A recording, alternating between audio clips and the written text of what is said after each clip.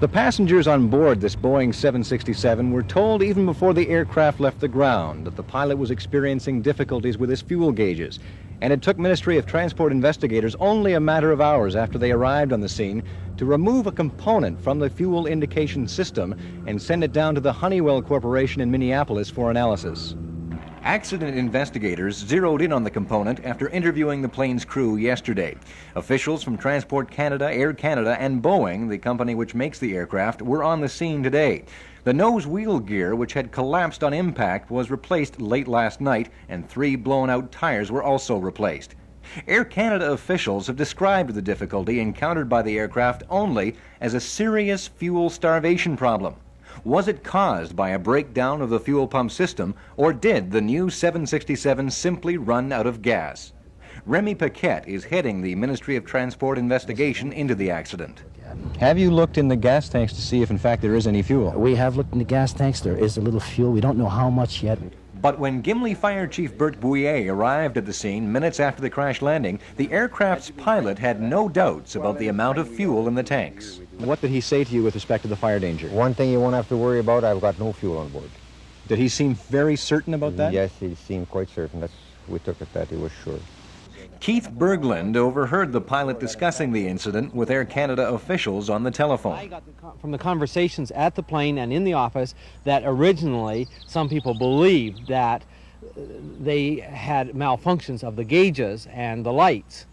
And it was only when both engines actually quit that they knew that there was no fuel for those engines. Investigators are now studying airport records in Montreal to determine just how much fuel was put on the plane before it began its flight to Edmonton. 𝗃𝗃 claims it will be at least several days before a definite cause is pinpointed and the aircraft can take off from the Gimli runway. Meanwhile, a Pacific Western Airlines 767 landed on its own steam on a regularly scheduled flight to Winnipeg this afternoon. None of the 60 767s now in service around the world have been grounded as a result of Saturday's incident. Attempting to reassure jittery passengers, Boeing officials in Seattle said today that 767s have enjoyed 25,000 trouble-free flights until Saturday. Kevin Evans, CBC News. They're still trying to figure out why the engines of an Air Canada 767 died over Lake Winnipeg Saturday. The plane was forced into an emergency landing at an old air base, coasting in the final few minutes without power. As Karen Webb reports, the investigation team is keying in on the plane's fuel system. The chief investigator from the Federal Ministry of Transport is sending the 767's fuel gauge back to its manufacturer, Honeywell, for inspection. We want them to tell us if the component was operating as it should, or if there's any deficiency in it, or if it gave any improper indications. The investigation is still in its preliminary stages. The flight recorder, the so-called black box, is already in Ottawa, and the first overall inspection has been made. What the investigators won't say is whether there was a specific problem in the fuel system, such as a blocked fuel line, or whether the plane came down because it ran out of fuel. That could have happened because of a faulty fuel gauge. Today, Air Canada confirmed this plane was held up in Montreal while a skeptical pilot ordered a manual check of the fuel tanks. There was a malfunction of a unit, as we know, the aircraft fuel monitoring system, and the fuel loading was done manually, but that normally is not a cause for problems. The people who were on the ground when the 767 scraped to a halt say the pilot himself was convinced he had run out of fuel. He said all 6 lights had lit up, indicating there was no more fuel left to transfer. The investigators won't say how much fuel is left in the wing tanks. We have looked in the gas tanks. There is a little fuel. We don't know how much yet. The chief investigator didn't order the grounding of the rest of Canada's 767s. Air Canada has 3 more. Pacific Western has 2. This plane was supposed to be the answer to the energy-strapped 𝗖𝗍s, highly computerized, and it uses less fuel than a comparable-sized jet. The Air Canada 767s carry the largest fuel tanks, more than 60,000 liters. A detail. Captain Bob Pearson, who is the pilot of Flight 143, is also a glider pilot. Air Canada says it's satisfied he's never practiced on a 767 before. Karen Webb, CBC News, Gimli, Manitoba. Aviation authorities are still trying to figure out what happened to Air Canada Flight 143. The giant airliner, a brand new Boeing 767, crash-landed this weekend at an abandoned airstrip at Gimli, Manitoba. The airliner was forced down when first one, then the other engine lost power, apparently because of a fuel supply problem. But luck and skill averted a disaster, and the 61 passengers were able to walk away from a near tragedy shaken but unharmed. 𝗔𝗶𝗿, a provincial government employee in Edmonton, was one of the passengers on Flight 143. Mr. Bell, this isn't what you were counting on Saturday night, is it? That's certainly true, Barbara, yes. At what point did you know you were in trouble on Saturday night? We were about 2 hours out of Ottawa, and it was flying fairly smoothly when it started to experience some turbulence. The pilot came on and indicated that he was going down in Winnipeg because he had trouble with his fuel indicator, and he would land in Winnipeg to make what sounded like a routine check. And at that point, people became somewhat concerned. But the real action started how many minutes after that? Very few seconds after that, the captain asked that the head purser come up to the front of the plane immediately. That increased the level of anxiety further, and then the head purser came on and asked us to pay close attention to what the stewardesses were going to tell us, because we were going to have an emergency landing. How sharp an angle did you come down at? It didn't seem to descend at a sharp angle. It seemed to come down in kind of jerks, relatively flat jerks as it descended. Was it the noise that was the most unsettling part? I think by far.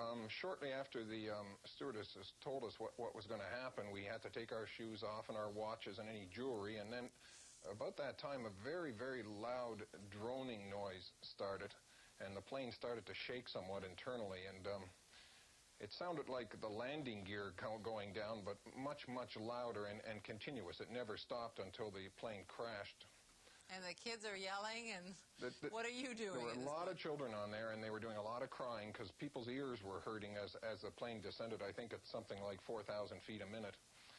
And I was doing a lot of praying. I wasn't terribly optimistic at that point that I was going to live to see the next day. How hard was the impact when you did hit ground? Surprisingly soft. Because you look at that plane, it looked like it was plunging through to China. Yes, much harder, of course, than anything any of us have experienced or would want to experience again. But I kept getting thrown forward in my seat, trying to brace myself with my hands, and I kept thinking I have yet to hit the wall. I kept thinking that any minute I'm going to hit something much harder and much firmer than this. And I was quite surprised, pleasantly surprised to see how fast the plane came to a stop, actually. The next part of this whole story is how you got down off that ramp off the back. It was 3 stories high, I gather. If it wasn't, it sure looked like it. It was very intimidating. Those slides are designed, I think, to be used when the plane is relatively level, and the back of the plane was very high in the air. I grabbed a young girl. There was a girl on there with her mom, and her mom had another child, and I grabbed the young daughter and ran to the back of the plane and jumped down this slide. But the velocity as you descended was quite incredible, and when you hit the tarmac, you bounced out about 10 feet, skinning your elbows and slamming yourself back into the pavement. The young girl got off me and went with her mother, and I turned around immediately to help a very elderly woman that was coming down the slide behind me. Unfortunately, I missed her, and she slammed into the asphalt and seemed to go unconscious. Were you worried about fire? There was some suggestion that the pilot here was really exemplary in his behavior, taking care of the passengers, but also worrying about fire breaking out. Well, certainly fire was a major consideration. I picked this elderly woman up and ran with her on my shoulders because we were under the impression that this airplane was going to explode in any second.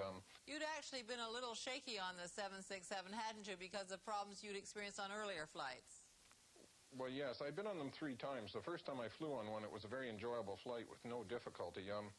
2 weeks ago when I flew east, I sat on the Edmonton airport for 4 hours while they tried to get the air conditioning on the airplane to function.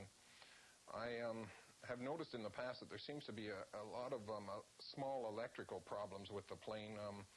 You flick on your reading light and one 3 rows over comes on, and small things like that. The films on them, the movie projectors, haven't worked on the last 2 I've been on. These probably don't have anything to do with safety, but they are of some concern. Some people think that you can get so computerized and digitalized that things don't work in the same mechanical, good old-fashioned way after a while. Well, I think that's probably, that could very well be the case. Including fuel gauges. Yes, including fuel gauges. Yes. Thanks so much, Mr. Bell. You're very welcome. Bye-bye. Bye-bye.